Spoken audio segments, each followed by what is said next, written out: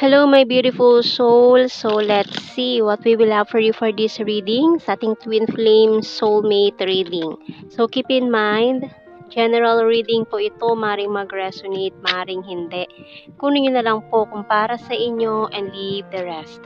Maaring mag-shift ang energies natin or magkabaliktad ang sitwasyon, kaya kayo na pong bahala kung saan kayo nakalugar sa reading natin. Okay. So, sa ngayon kasi, you're in this parang long distance situation sa iyong twin flame. Nasa malayo siyang lugar ngayon, malayo sa'yo. Kaya, tinan pa natin. Ano pang messages natin dito? Kasi your twin flame is in a faraway land. Ayan. Nagpakalayo-layo si twin flame. Tingnan pa natin itong mga cards natin. Uy, ang daming puro wands. Swords, wands. Okay, pero this person will, ayan, your twinnie, makikipag-usap na siya sa'yo. Ayan, maaaring casual conversation itong mangyayari dito. Parang simpleng kamustahan, ganon. Maaaring magkita kayo nito unexpected. Yung hindi mo sinasadya, tapos simpleng kamustahan lang, ganon. And then, parang start na again yun ng conversation yung dalawa eh. Oh.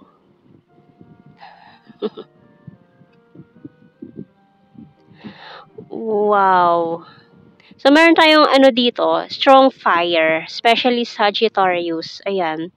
Yung bottom card natin, Knight of Swords. Ayan. Tingnan natin sa signs and the symbol cards natin. Para kasing unexpected conversations itong mga magaganap dito. May naligaw na card dito sa ating I feel you even though we are apart. So, yun. May naligaw na card. Maaaring this is na rin. Sadyang naligaw to para dito sa reading na to. Ayan. Kasi you're in a long distance with this person. And kahit malayo kayo sa isa't isa, ayan, nararamdaman niya yung presensya mo. No? And parang itong start ng conversation nyo ay mangyayari nga unexpected. Parang hindi talaga inaasahan na magkakausap kayo. So, tingnan natin. Signs and symbol cards. So, we have here sunglasses, compass, and this hourglass.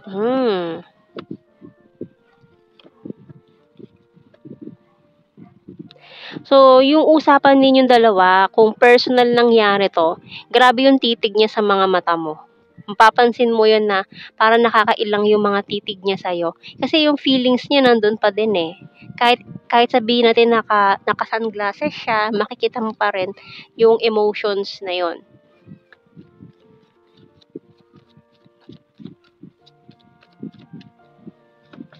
Money.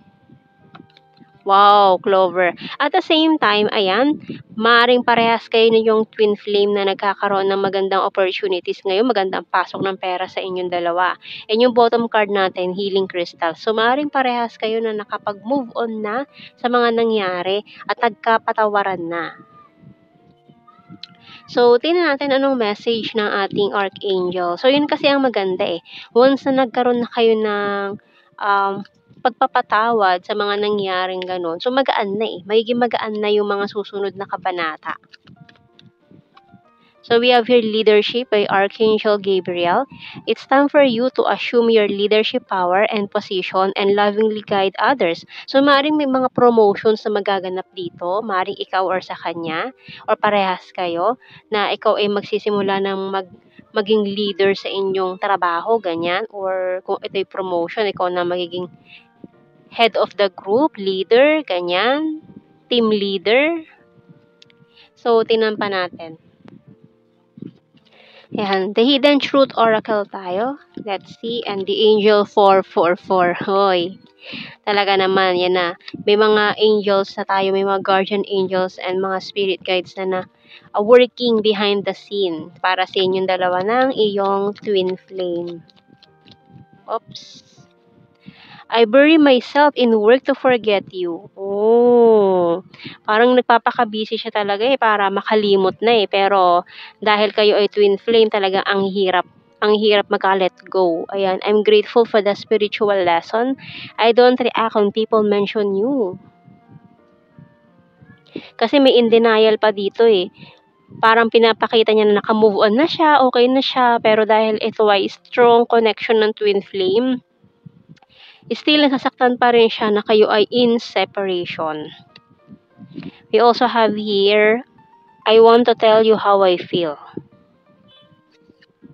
I hide behind material things. I regret lying to you.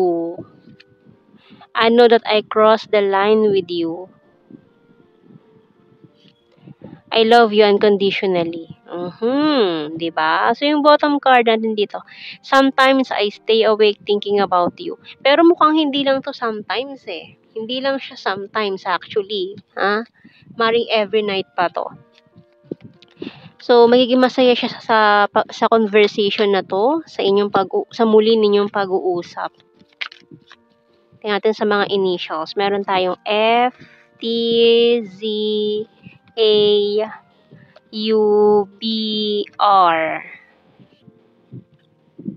E, and bottom card natin P. Ayan ang ating mga initials dito. And tingnan natin sa ating tarot messages, oracle cards. Sorry, I'm wasted. Kayo, no? Crying over you, feeling lost. I want to marry you someday. This is not over yet. I can't let you go. So, yun yung mga thoughts niya in mind na hindi niya masabi sa'yo. Pero pinapakita niya sa'yo na okay na siya, na nakapag-heal na siya totally sa'yo, nakapag-move on na siya, wala na sa kanya lahat yun, yung mga nangyari. And I'm honest to you. Can I call you? After ng conversation nyo, parang, ayun, unexpected conversation na to, parang sabihin niya, pwede pa ba akong tumawag ulit sa'yo, ganun. Can we start again? I need to achieve my goals and you're the fairest of them all. It's a Libra energy. So, yung bottom card, I'm addicted to you. Ooh. Diba? So, kasi yung obsession na yun sa'yo, hindi pa rin yung nawawala eh. Tinatago lang niya yun eh. Pero hindi pa yun totally nawawala. Okay, so tingnan natin sa blue card. Kukuha tayo ng, wow, it's true love. Past life lover.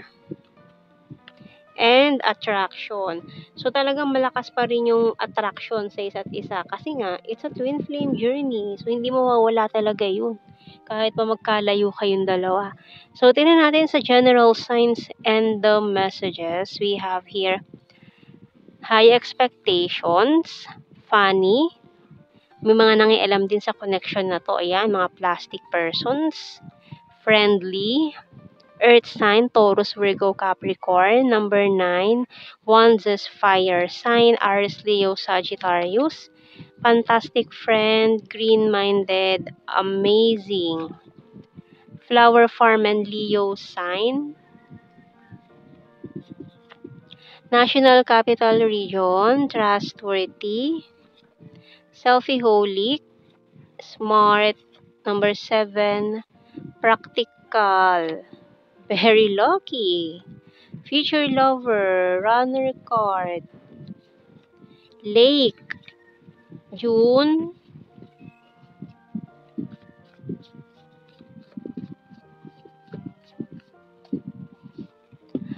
sexy body, need more signs, very serious, logical, and emotional. Ayan, no, nag-i-stock pa to ngayon. So, yan ang ating reading, my beautiful souls. Thank you for watching. Take care and God bless. See you in our next reading, guys. Bye-bye.